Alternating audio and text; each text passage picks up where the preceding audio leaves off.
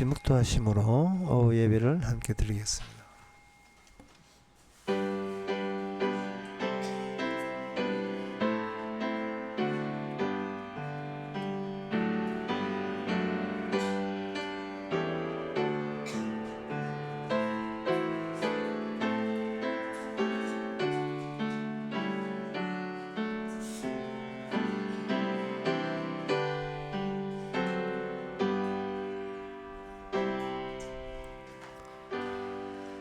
여호와여, 주는 영원히 계시고 주의 기념 명칭은 대대에 이르로다. 주께서 일어나서 시온을 긍휼히 여기시리니 지금은 그를 긍휼히 여기실 때라. 정한 기일이 옵니다. 하나님의 계획, 변치 않는 계획, 일관된 계획, 차질 없는 계획, 우리들이 인간이 할 수 있는 모든 계획을 차질 없는 계획이 덮어지는 이 시간이 되게 하옵소서. 예수님의 이름으로 기도옵나이다. 아멘. 찬송가 411장 하시죠.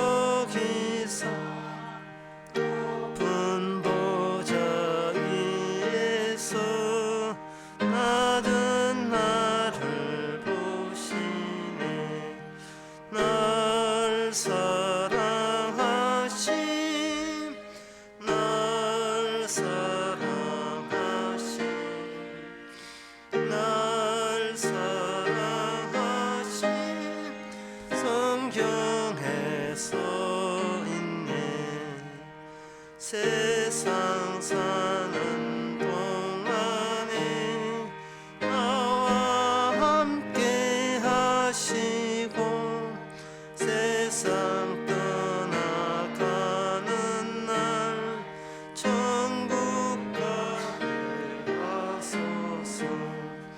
날 사랑하시 날 사랑하시 날 사랑하시 성경에 써있네. 아멘.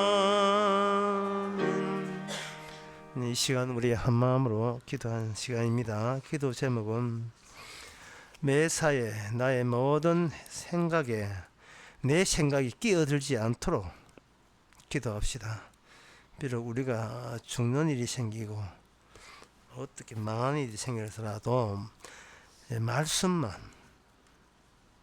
내가 뭐 아는 말씀이 아니고 내가 모르는 말씀이 날마다 우리 속에서 터져 나올 수 있도록, 그래서 내 인생이 내 생각대로 움직이지 않는다는 기쁨을 누릴 수 있도록 그렇게 기도합시다.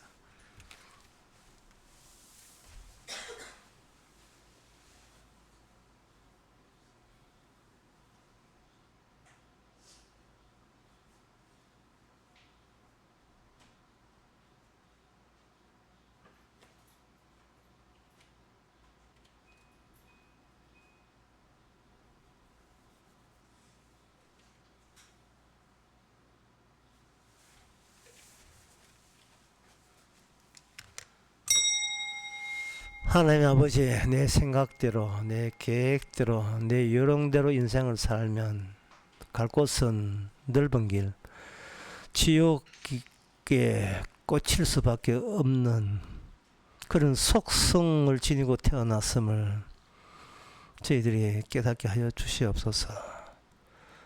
따라서 방향 바뀌기, 인생 조정하기가 내 생각에 맡기지 마시고 내 뜻대로 마옵시고 아버지의 말씀 뜻대로 방향이 틀어지는 그러한 체험이 늘 있게 하옵소서. 예수님의 이름으로 기도합나이다. 아멘.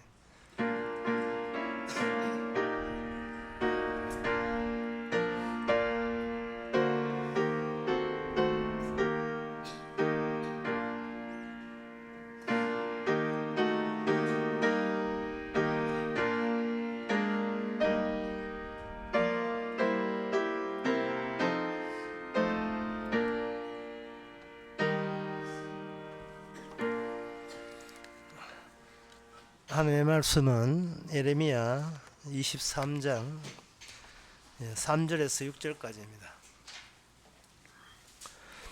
내가 내 양 무리 남은 자를 그 몰려갔던 모든 지방에서 몰아내어 다시 그 우리로 돌아오게 하리니 그들의 생육이 번성할 것이며 내가 그들을 기르는 목자들을 그 위에 세우리니 그들이 다시는 두려워하거나 놀라거나 축인하지 아니하리라.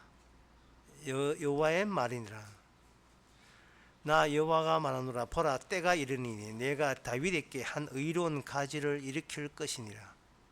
그가 왕이 되어 지혜롭게 행사하며 세상에서 공평과 정의를 행할 것이며 그의 날에 유다는 구원을 얻겠고 이스라엘은 평안히 거할 것이며 그 이름은 여호와 우리의 의라 일컬음을 받으리라.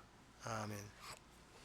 예레미야가 나름대로의 성심성의껏 친절을 다하여 주의 말씀을 전합니다. 자, 예상외로 자세하고 그리고 세밀하게 장차 메시아가 어떻게 온다는 것을 언급을 합니다. 그럼에도 불구하고 예레미야 당시 사람들이 이 말씀이 도대체 무슨 말인지를 못 알아듣는 이유가 있어요. 그거는 기존에 자신들이 알고 있었던 메시아 관념을, 메시아 개념을 본인들이 버릴 수가 없는 겁니다. 기존에 알던 메시아 관념에 맞추어서 그동안 투자한 게 있고 거기에 몰입한 게 있는데 그것과 이렇게 연결되어야 과거에 애쓰고 힘썼던 그것이 뭔가 결실을 내가 생각했던 내 행함의 결실이 맺어지는 쪽으로 메시아와 내가 같이 기뻐하는 그러한 최종 모습을 사람들은 기대하게 됩니다. 내가 한 모든 것이 헛수고 소용없는 일이 되면서까지 메시아가 오리라는 것은 그 어느 누구도 상상하지를 못했습니다. 이 말은 뭐냐 하면은 하나님의 언약은, 하나님의 약속의 구현은 우리를 비켜가서 실현된다는 말입니다. 우리를 비켜가서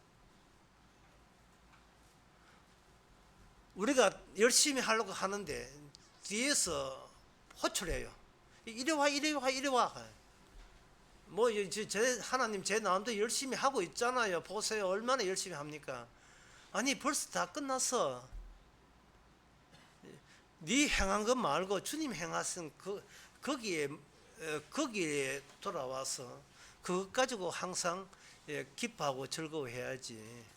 네가 지금 열심히 낸다는 것은 주님을 못 믿겠다는 것밖에 안 되거든요. 흔히 금보다 귀한 믿음이라는 찬송가도 나오고 성경에도 나왔는데 정금보다 귀하다. 말은 그렇게 하지만 하나님의 말씀과 하나님의 계획을 그렇게 제대로 대우 안 해줍니다. 대우해 줄 수가 없어요. 하나님의 말씀을 대하는 인간의 반응은 뭐냐? 딱 내자야. 못 믿겠다. 못 믿겠다. 납득이 안 된다. 못 믿겠다.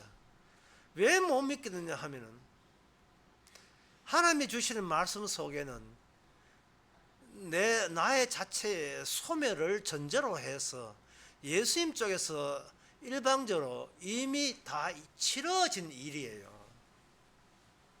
예를 들면 요한복음 2장에서 가나안 혼인 잔치에 마리아는 걱정이 늘어졌습니다. 손님은 몰려오는데 포도주는 떨어졌어요. 공짜 포도주 먹으려고 온 사람들이 옛날에 많았던 모양이죠. 포도주가 떨어진 거예요. 손님은 오고. 그러니까 대책이 난감한 겁니다. 이것은 마리아의 한계예요.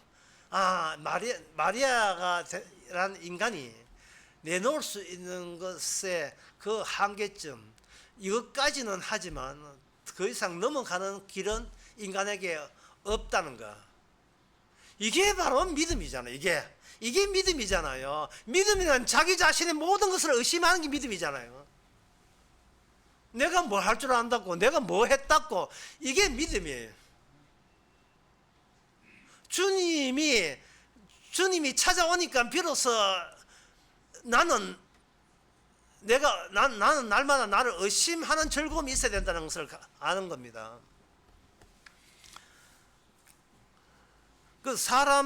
사람들이 평소에 무심코 이야기한 이야기 가운데서 이런 이야기를 제가 종종 듣게 돼요.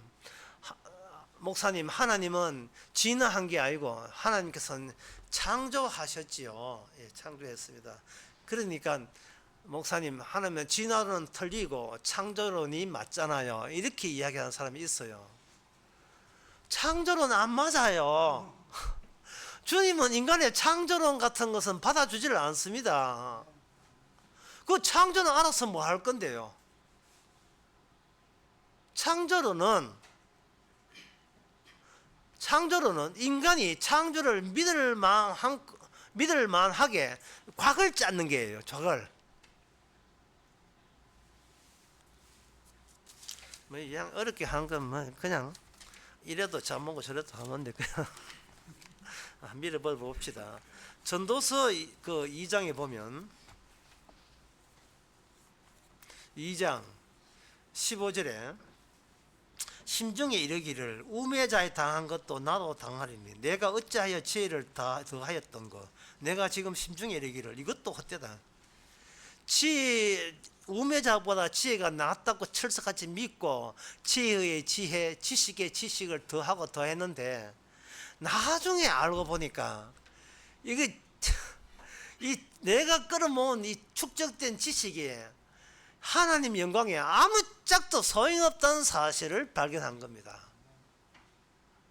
공부 왜 했어? 공부하지 말 걸 이럴 것 같으면 이런 식으로.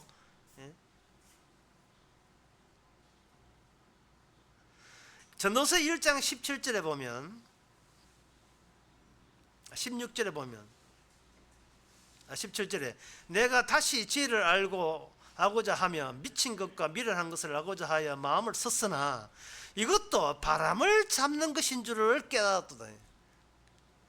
똑똑하려고 똑똑하는 것이 실수를 줄이는 법이고 진리의 어프로치보다 접근하는 다른 방법 없다. 이것뿐이다. 이렇게 공부하면 진리에 가차이 가겠지 라고 했는데 세상에 그 끝은 다 이것도 헛것이에요. 헛것이라 하는 것은 뭐가 있는데 뾰로롱 하는 순간에 연기와 함께 사라지는 거예요. 뭐 있었는데 없네. 결국 소용없다는 이야기. 아무 소용없어요. 그래서 우리는 여기서 오늘 본문을 다시 돌아와서 에레미야가 이야기하는 것은 기존의 그 당시 에레미야 당시의 사람들이 고대했던 그 메시아 메시아가 뾰로롱 다 흩지신 것을 알게 하는 그 시점에 진짜 메시아가 온다는 겁니다. 모든 것이 흑사로 끝날 때, 그 흑사로 끝날 때에 인간은 자기가 기대하는 메시아를 철석같이 오시기를 간곡히 간절히 기다렸지요. 뭐로? 믿음으로. 주님께서는 그 믿음 망가질래 안 망가질래 라고 하는 거예요. 병원에 가면 아프다는 사람들이 병원에 오죠. 제가 제시하는 병원의 병치료는 아주 간단합니다. 죽으면 모든 병이 치료가 돼요. 죽으면 바이러스가 살아있는 우리 몸을 숙제로 삼아서 전파하는데, 내가 죽으면 바이러스가 재미가 없어요. 나 딴 데 갈란데 재미없어. 이미 죽었으니까. 우리의 모든 고민과 걱정도 없어지는 거예요. 의료 대란, 의료 대란이 있어요. 현재 의사들이 파업을 합니다. 그러면 국민들 뭐냐 하면은, 저희가 좀 공부 좀 하고, 좀 공부하는데 힘들었고, 업무량이 빡시다고 해서, 자기를, 우리 의사들을 아주 우습게 보고 정부가 우리한테 빌빌 기도 모자랄 판에 어디 지적질이고 어디 명령질이야. 한번 혼나 볼래? 의사들이 이제 파업을 하는 겁니다. 의사들이 파업을 할 때 국민들은 뭐냐 하면은, 이거는 환자를 볼모로 하는 비겁한 짓을 하는데, 의사들은 절대로 환자를 볼모로 하지 않아요. 그 이유가 있습니다. 그거는 의학의 발전은 뭐 의료 기술 몇 개 한다고 해서 의학이 발전되는 게 아닙니다. 의학의 발전은 이미 쌓여 있는 지혜와 지식을 두고 수많은 투자를 해야 되고 공부를 해줘야 돼요. 그래야, 왜 이거냐 하면은, 병이 자생적으로 병이 변종을 해요. 이 병구이라는 게 옛날에 왔던 병 가지고 안 되고, 의사들이 혼신의 힘을 따라잡아야 되는 거예요. 그걸 누가 하느냐? 의대 교수들이 하는 거죠. 의대 뭐 일반 이거 동네 병원이야. 그 손님 어디 아픕니까 해가지고 매뉴얼대로 처방하면 그만이지만, 이게 진짜 의학의 발전에 힘쓰고 있는 의대 교수들은 죽기 살기로 외국 논문에다가 새로운 장비 들이고, 그거 장비 작동법 다 알아야 되고, 또 연구하고 또 연구하는 거예요. 이 볼모로 하는 것이 아니고, 그동안 내가 이 국민들의 의료를 위해서 이렇게 힘썼는데 왜 의사는 돈밖에 모르는 나쁜 사람으로 그렇게 치부해가지고 환자를 볼모로, 의사들이 많아지면 수입이 줄어든다, 막 그런 식으로 천박하게 평가하느냐. 그래서 이참에 의사들이 얼마나 고생하고 힘들게 연구하고, 그리고 계속 앞으로 주어지는 새로운 병에 대해서 어떻게 사명감을 가지고 싸우기를 바라는 그 의사의 심정을 해달라고 그 파업을 한 겁니다.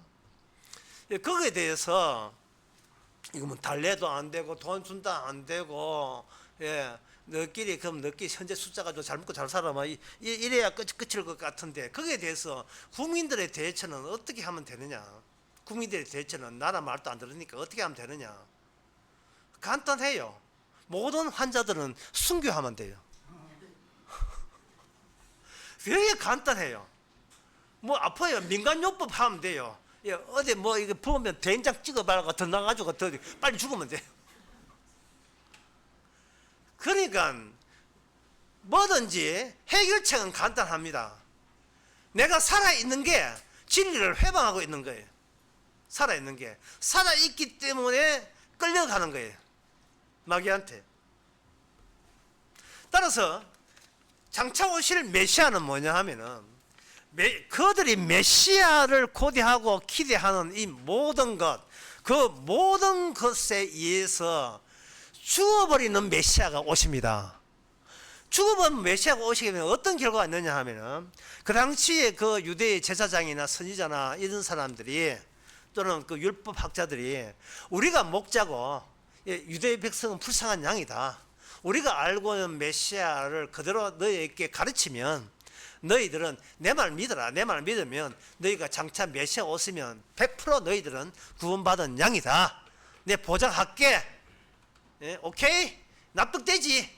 이런 식으로 그들은 양을 계속 끌고 가야 되는 거예요.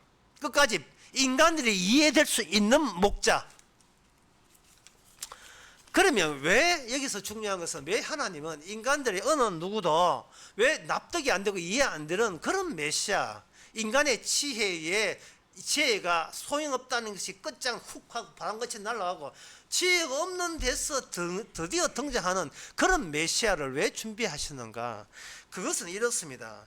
인간은 왜 본인이 어떻게 해야 사기꾼인 줄을 인간은 몰라요. 예, 뭐 후딱 못 들으시면 다시 강조해 드릴까요? 인간은 본인이 어디서 사기꾼이고 거짓인지를 본인이 모르고 있는 겁니다. 태어날 때부터 사기꾼인데 애써 이것이 제대로 공부하고 합리적으로 논리를 따지면 아마 약간 남아있는 사기성도 날아갈 거라고 생각하는 거예요. 아닙니다.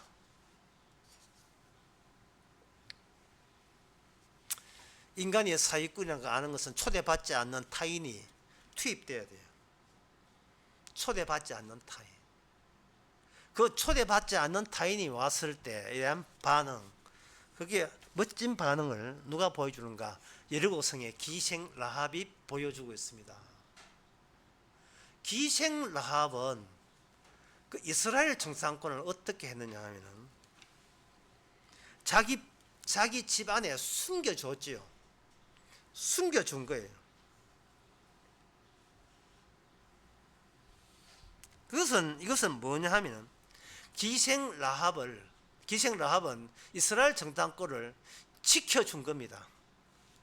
자기는 일종의 보초 쓰고 혹시나 경찰에 오는가 싶으면 보초 쓰고 이거는 자기 내부를 다 내준 거예요. 누구한테? 이스라엘 정탐꾼에게. 그러면 이스라엘이 왜 정탐하러 왔을까요? 그것은 바로 여리고성에 있는 사람 단 한 사람도 남기지 않고 다 죽이려는 하나님의 계획을 실천하는 차원에서 정탐꾼에 온 겁니다. 쉽게 말해서 나는 내가 사기꾼인 것을 내 힘으로 파악을 못해요. 파악을 못할 경우에 누가 초대받지 않는 분이 오셔서 나를 사기꾼 이것을 누가 죽여줘야 돼요. 죽여주게 되면 나를 죽이시는 주님을 내가 보호하고 지켜주는 겁니다. 이게 바로 물과 포도주라는 것은 이거는 그 가나 혼인잔치에서 상상도 못한 거예요. 사람들은 예수님께 물과 포도주를 만들어 줬을 때 사람들은 그 예수님을 지키려고 하지 않았습니다. 고맙다고 여기는 거예요. 아이고 이렇게 친절을 베푸시고 이 잔치집을 분위기를 확 환기시켜줘서 감사합니다. 아이고 포도주 없으면 이 맛있는 뭐 어떻게 했을까 하고 다시 제자리로 돌아가요.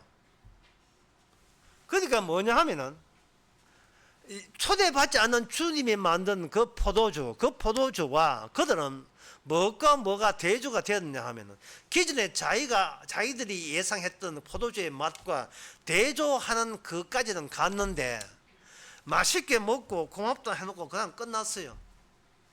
기생 라합처럼 이것은 내가 생각하는 그것을 오히려 그것을 파괴하고 부수고 공격하는 분으로 주님이 찾아왔다. 그 사실을 그 사람들은 그 생각을 가질 수가 없었습니다. 요한복음 2장 25절 그 창조론과 관련해서요. 요한복음 2장 25절에 이런 말씀이 있습니다. 그 교회에서 하는 이야기가 교회라 하는 것은 그 성도들을 교인들을 천국 보내주기 위해서 말씀을 전하는 곳이다. 그렇게 이야기하죠. 이 맞는 이야기냐 라고 생각할 때에 그게 맞는 이야기가 아닙니다. 요한복음 2장 25절에 또 친히 사람 속에 있는 것을 아심으로 사람에 대해서 아무의 증거도 받으실 필요가 없다. 아주 잘라내도 이렇게 심하게 잘라요. 주님은 우리가 사기꾼인 걸 알기 때문에 사기꾼에서 내놓는 그 어떤 것도 네가 구원받는 매개로 사용하지 않고 그걸 철거해 버린다는 거예요. 이분이 바로 오실 메시아입니다. 이분이 메시아예요. 사람들은 예수를 믿을 때 예수님께 갈 다리를 놓는다. 다리를 놓고 그 다리를 철거를 안 해요. 다시 여차하면 뒤돌아갈 생각이죠. 주님께서 우리가 주님께 만나게 했던 모든 것을 발길질 해가지고 차가지고 물속에 빠뜨린다면 우리는 어떤 반응을 나타내겠습니까? 이 다리를 건너가면서 나는 예수님을 이렇게 생각한다. 지혜를 모으고 성경을 연구하고 힐라어 히브리를 연구해서 예수님이 이렇게 나는 확신한다. 나 이것만 믿고 오늘 밤이라 천국 간다. 라고 했던 것을 주님이 사정없이 발길로 차버릴 때에 우리는 뭘 느끼느냐 하면은 이걸 느껴야 돼요. 내가 내한테 사기를 치고 있어 왔다는 거. 내가 내한테 사기를 친 거예요.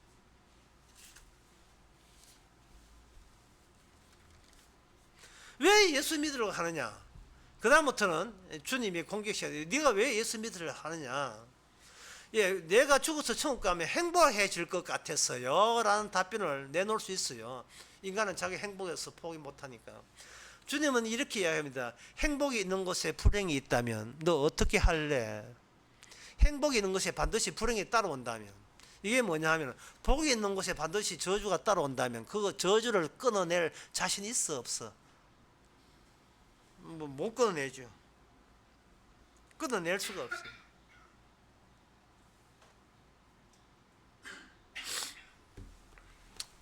주님께서 어떻게 하냐 하면은 주님께서 우리 자신을 돌려보냅니다.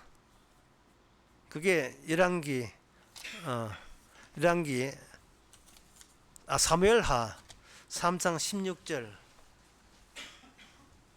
16절에 보면 거기에 다윗하고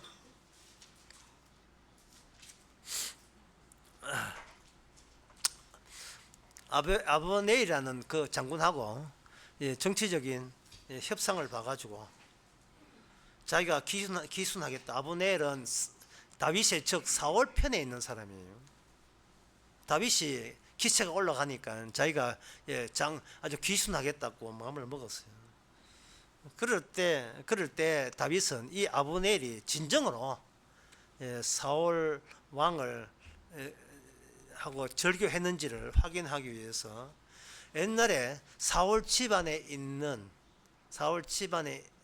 있던 사울의 딸이 있어요. 그리고 다윗은 자기가 그 사울의 사위입니다.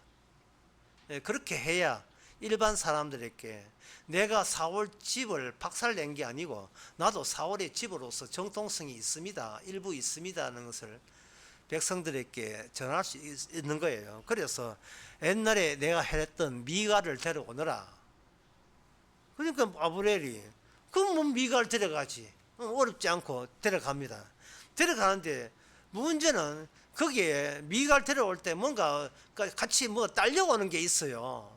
보니까 이미 미갈은 다윗하고 헤어지고 남편하고 새로운 남편하고 살고 있었어요. 가정을 이뤘다 이 말이죠. 그 이름은 모르겠어요. 있는데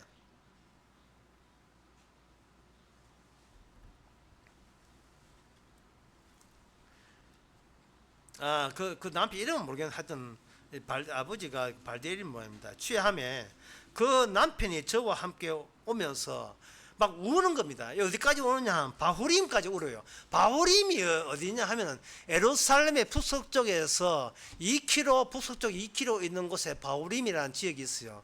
그때까지 2km 동안 엉엉 울면서 예, 여보 예, 어디 가냐 여보 하면서 그냥 진심으로 울면서 따라오는 거예요. 그러니까 아버넬이 뭐라 하냐, 헤이 가 하고 보냈습니다. 다윗이 하는 행위, 다윗이 하는 이 정치적인 행위, 에르미야 오늘 23장에서는 뭐냐면 여기에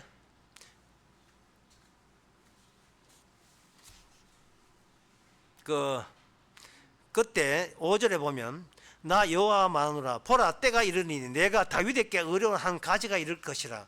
하나님의 언약은 다윗을 통해서 기존의 사람들이 알고 있던 메시아를 거부하고 다윗 중심에서 하나님께서 어떤 새로운 일을 발생시킵니다. 새로운 일을 발생시키는데 누가 모르느냐 하면은 미갈의 나중 남편은 그걸 모르고 그냥 개인적인 그 정에 의해서 울면서 그 자기 아내를 따라오죠. 울면서. 그러면 자, 인간들이 왜 메시아에 대해서 왜 그래 못 믿고 예수님에 대해서 그렇게 믿음을 귀하게 보배같이 여기지 않는가? 이걸 보면 알 수 있어요. 뭐냐면 인간은 항상 어디에 집중되는가? 중력이. 내가 얼마나 행복하냐? 내가 얼마나 좋은 시절을 보냈는가? 하나님이라도 내 이 아름다운 이 현재 삶을 박살낼 권한은 없다. 나는 내 행복을 계속 추진할 거야. 나 행복 포기 못해. 그런데 다윗은 뭡니까? 다윗과 아브라함의 정치적 상황은 에이, 가. 오늘날 주님이 메시아로 왔을 때에 누가 울고 짜고 너가 붙들어야 하면 나의 추억과 나의 과거가 자꾸 예수님과 연결을 시키면서 저 예수 믿고 행복해 줄 수 있습니까? 그럼 주님 뭐 갑니까? 가!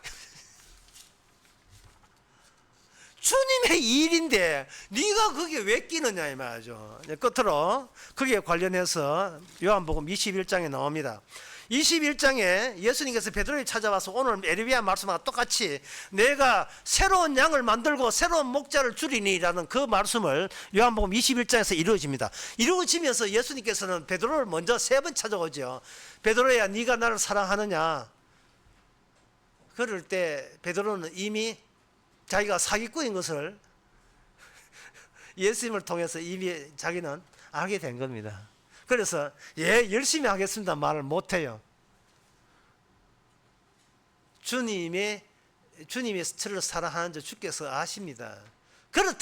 주께서 그렇다면 내 양을 먹이라.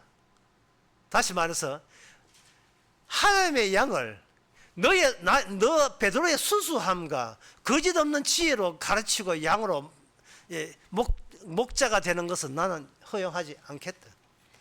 항상 주께서 하셨습니다. 주께서 하셨습니다를 어느 한시도 그걸 잊어버리거나 놓치면 안 돼요.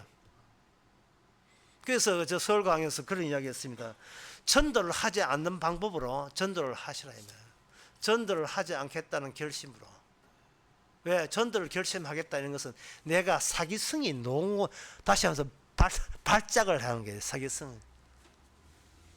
그러나 주께서는 그것을 끊어버리고 주께서 살아계셔서 자기 백성 알아서 양이 되게 하고 목자 되게 하는 일에 우리는 항상 자기를 부인하고 참여하시기 바랍니다. 기도하겠습니다. 하나님 아버지, 우리 자신을 끊어낼 줄을 모르겠습니다.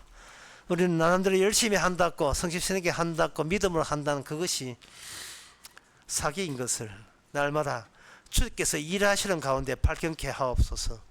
예수님의 이름으로 기도합나이다. 아멘. 찬송가 405장 하겠습니다.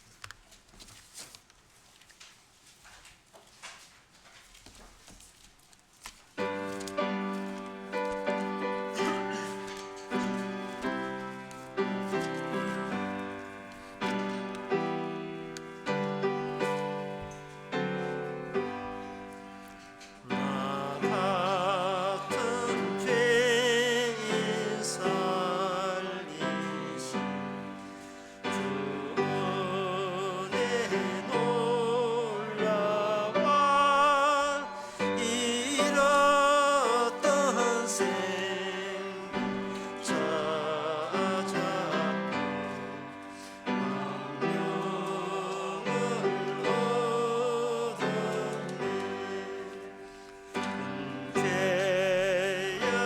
죄악에서 건지시 은혜 노마와 나 처음 믿은 그 시간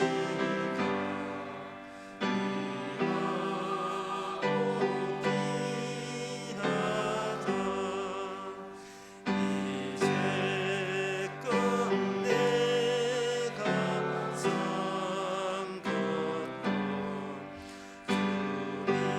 주님의 은혜라 또 나를 참지 온양해 인도해 주시리 거기서 우리 영원히 주님의 은혜로 해처럼 밝게 살면서 주 찬양하리라.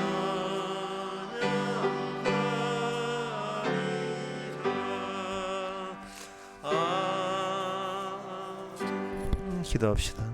지금은 우리 주 예수 그리스도의 은혜와 하나님의 거신 사랑과 성령의 충만하심이 그야말로 모든 것이 주님이 홀로 하셨다는 것을 기쁨으로 만족스럽게 받아들이는 모든 성도께 함께 계실지어다.